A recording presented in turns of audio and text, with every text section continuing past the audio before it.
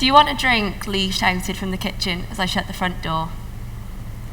Now that might not sound like the most impressive or powerful starting line, but it was the first line of my first book, and for me it was the start of a journey, because that's what writing my first novel was for me, a journey.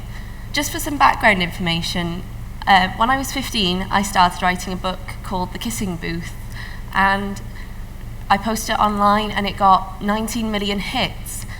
And when I was 17, I was contacted by an editor at Random House UK who said, hey, we really love your book and we want to publish it. And I was like, okay.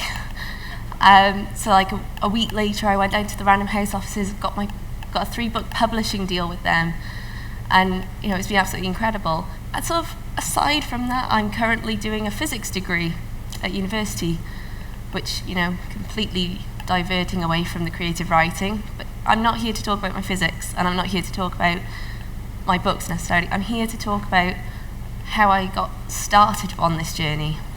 How many of you would say that you're bookworms? How many of you love letting your imagination run wild?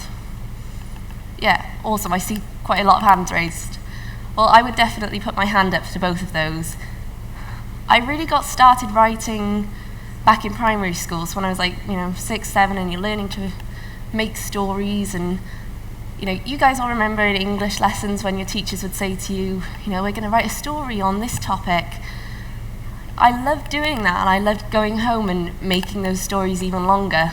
Everyone needs tools to do the things they love, whether that's a rugby ball or a musical instrument or a sewing machine. For me, it was a laptop. When I was 11 and starting comprehensive school, my parents gave me an old laptop so I could start doing homework for school. And I actually ended up not using it much for homework, but a lot more for writing books. I mean, I never had any confidence in what I was doing. It was a hobby, it was fun, it was something that I liked to do, write stories. But, I was a bit embarrassed by it because I didn't know anyone who really liked writing. It seemed like a weird hobby. And, I was a bit shy, a little bit introverted. I didn't want to seem too weird, so I hid it. I didn't tell my parents, I didn't tell the rest of my family, I didn't tell my friends. When we're teenagers, self-confidence can be a huge hurdle for a lot of us. It's something that, stops us trying new things because we're scared that people will laugh at us, or, that we'll fail at it, and then everyone will just keep reminding us of that failure for the rest of our lives. So, I wasn't telling my parents, I wasn't telling my friends, and that was why, because I was a bit scared and I had no confidence in my writing. Let me take you now to the start of this journey.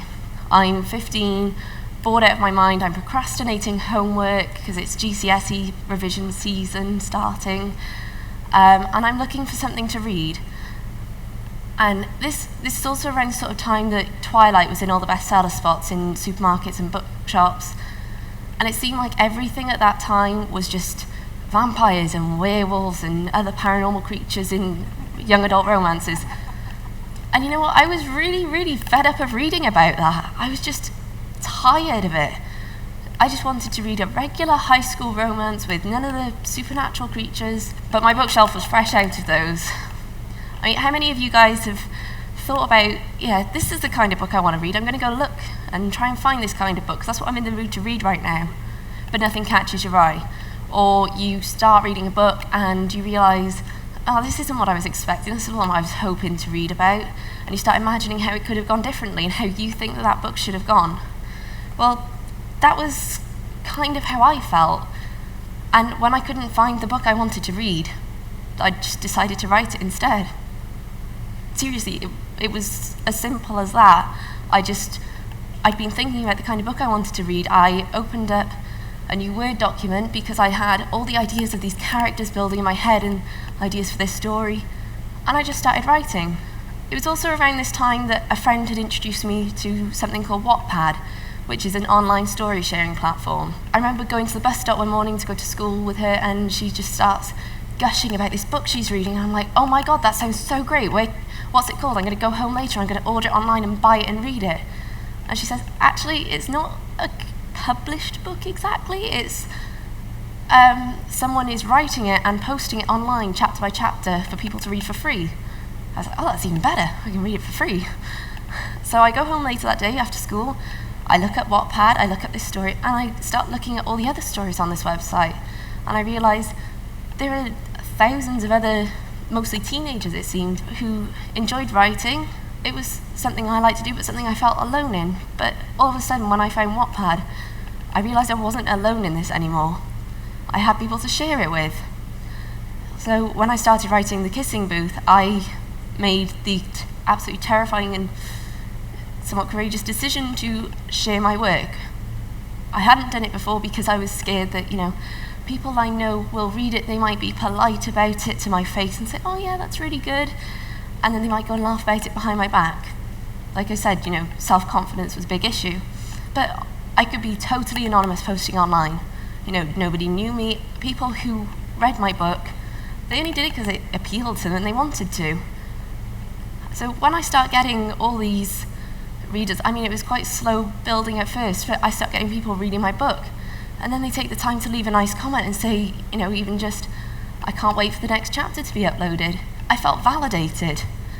For the first time, I felt like I wasn't wasting my time with this, seemingly ridiculous hobby. I was actually kind of good at it if all these people were reading it and taking the time to say, OMG, this is awesome, I can't wait for the next part. So I stopped hiding what I liked. I started telling my parents. I remember when I first told them that I liked writing and I was posting a book online, we just sat downstairs watching TV and I'd say, oh, by the way, I'm posting a book online that I'm writing and it's got like 50,000 people reading it. And they were like, okay, sounds good, carry on. And then, I start saying, oh, by the way, my book's got like 300,000 reads, it's got 1 million reads, it's got 5 million reads. And as the numbers started getting bigger and I got more confidence, my parents, they're going, wow, this is like pretty serious then. If this many people are enjoying it, you must be doing something right. You're putting a lot of effort into this. And I started telling my friends and my teachers at school. Other exciting things started happening where I was popular on the website. Some app developers got in touch with me to write a novella to promote one of the apps they were creating. It was really exciting, and my point is that the internet is a really, really powerful tool. Whatever you like doing, there is most likely a community out there with other people who like doing what you're doing. They share your passion and they're going to be there to encourage you and support you in it. It's really important to find an outlet for your passions, particularly when, self-confidence is an issue for you. But, you can have other obstacles that get in your way. Like I said, when I started writing The Kissing Booth, I was 15, still at school, studying for my GCSEs. I had to make time for writing. I had to write late at night sometimes after I'd been revising for a full day. I didn't let that stop me. I was passionate about writing. It was something I wanted to do, so I found the time to do it. And another thing that sometimes might get in my way is I suffer from something called essential tremor, which basically means I get really shaky hands. Sometimes I can't write properly with a pen, and sometimes if it's really bad, I can't write on a laptop. So, I do find it pretty ironic that, I'm a writer that sometimes physically cannot write. But, it's just something I deal with and something that I work through. And if there are obstacles in your way, if it's something you're passionate enough about, you need to find a way to overcome those obstacles. You need to find a way to work through it and work around it. And you need to make the opportunities sometimes to be something and do something for yourself. If there's something you want to do, you need to create it and share it, and you need to do it. They say there's a novel in everyone, and I don't disagree. The difference is that not everybody gets around to telling their story. Writing should be something that's really fun. It should be empowering. It's the process of writing that novel that's important, not necessarily having written a novel. One of the best feelings in the world is when you get caught up in writing and then you finish that novel you're working on, and it's such a sense of pride and satisfaction, wow, I created that. Another piece of advice I hear people giving with regards to writing is write what you know. And that's something I don't necessarily agree with. I get a lot of other teenagers from all over the world sending me messages every day asking for writing advice. And one thing I will always tell them is, write the book you want to read. That way you're just so much more passionate about it. You're less likely to give up, and you'll get caught up in what you're doing, and just gets really excited about it. And before you know it, you'll have written like 6 chapters of this book, and you'll be like, oh wow, where did that come from? Okay, I can work with this, I can carry on. So here's my challenge to all of you guys. It doesn't necessarily have to be writing a novel, because I know that seems like a totally daunting idea when you think about it that way. But if you feel there is something missing, go out there and create it for yourself. Make your ideas a reality. Don't be disappointed. Be motivated. Be proactive. Everything in life is a story, so make yours something worth writing about.